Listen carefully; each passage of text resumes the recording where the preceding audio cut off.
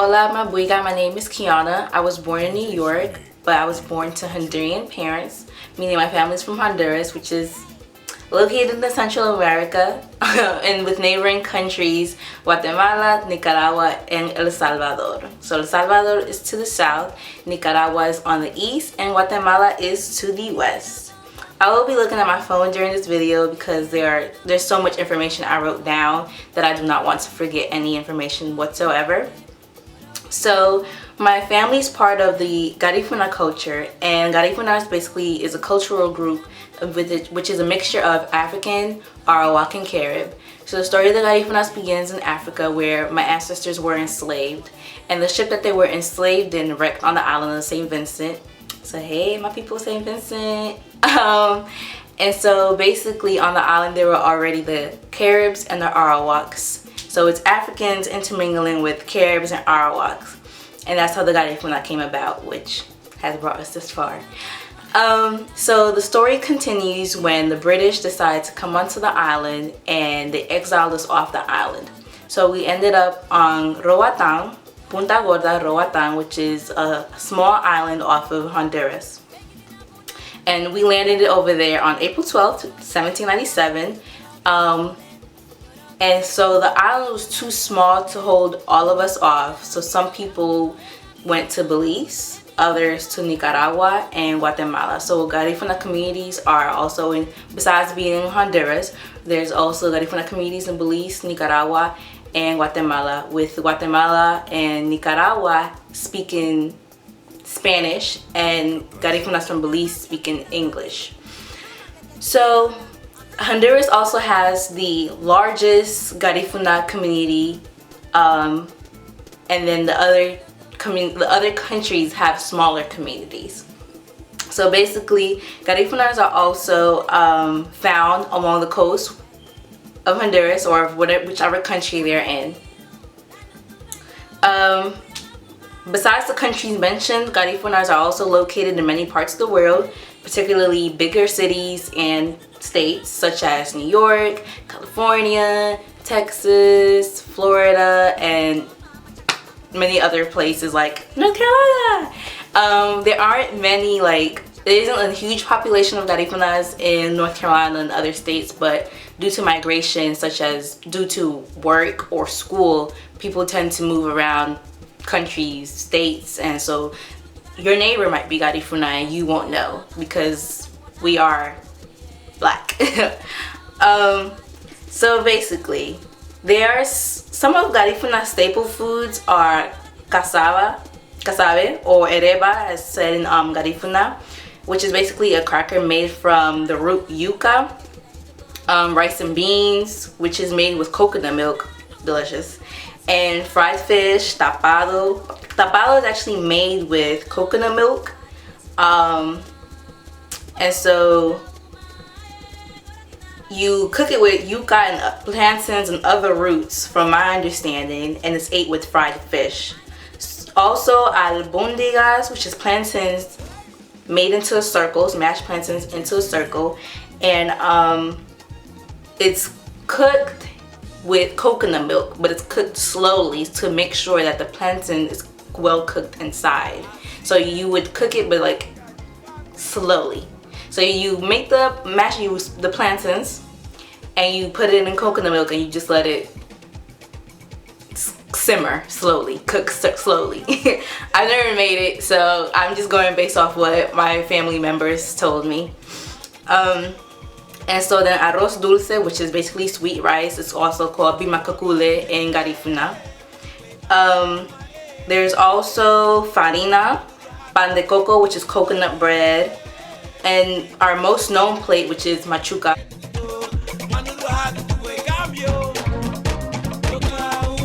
Spanish, and hudut in Garifuna. So hudut is a seafood stew that's ate alongside mashed plantains, and basically, since we're such a mixture, a lot of our food is similar to African and Caribbean dishes such as rice and peas with stewed chicken, which is what we eat alongside plantains and maybe sometimes cabbage.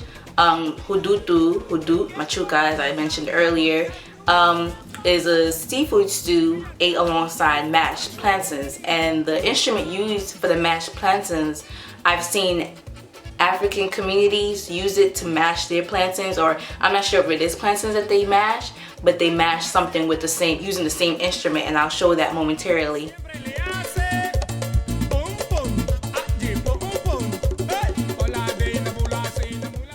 So a lot of our food contains a lot of natural items because of what's near us. So our communities are filled with coconut trees, plantain trees, roots such as the yucca plant, the yucca root, and we live near the ocean, which is why we eat plenty of fish and seafood.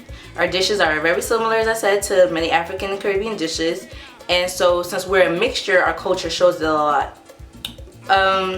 Garifuna music displays a lot of our African heritage, and it consists of drums, turtle shells for like little noise, bass, treble, maracas, and some of our genres are the punta and the paranda. So basically, punta is a famous genre and dance known amongst a lot of people. A most common mistake about punta is that it's a Honduran thing. I've heard plenty of non-Garifunas from Honduras say, "Oh, you're not Honduran if you don't dance punta, blase blase," and I've had to correct them because yeah, y'all just not going to, or not y'all, but it's just kind of disrespectful to my ancestors, in my opinion, to claim it as Honduran when it's Garifuna and not Honduran. Because as I stated before, Garifunas are located in Belize, Guatemala, and Nicaragua, and I think that's disrespectful to the other Garifuna communities to consider punta a Honduran thing. Sorry y'all, Hondureño, and the Hondureño, a Honduran thing versus it being a Garifuna thing. So the story about punta, the history that I've learned or I've been taught, is that it used to be danced whenever someone passed away. So if someone passed away, you know, everyone's grieving and crying, you know, just sad. So at the funeral, not necessarily the funeral, but whenever the family would come along due to a death, they would have drums and stuff, and this would be to like change people's, try to take grief away in a sense. And so drums would be played and people would dance to the punta to try to get their mind off the griefness, is what I was taught. But time changes, things progress, just like hip-hop is definitely different from now. From 10, 20 years ago, punta is different from 10, 20, 30, 50 years ago. So it's progressed, and now punta is dance in the clubs, family gatherings. It doesn't necessarily have to be anymore for a death. And actually the background music that you're listening to is punta. So basically, that's just, it's a genre and it's a dance. And yeah, Garifuna also, I forgot to mention, Garifuna, where it's our culture and it's also our language. So when I started the video, I said hello in English, hello in Spanish, and hello in Garifuna. I personally do not speak Garifuna. My first language was Spanish, and then I learned English once I started school. And I wasn't necessarily raised around the culture like that, because as I shared, I was raised in North Carolina and we don't have a lot of Garifunas. So the most I'm ever around Garifunas is actually when I go back home to my parents' country, to Honduras. Other than that, a little bit of Garifuna I've either just picked up because I'm catching on to conversations, or my great-grandmother taught me some of my favorite words like ayo, boy to binafi, boy to ginyu. Ayo means goodbye, boy to binafi means good morning, and boy to ginyu means good night.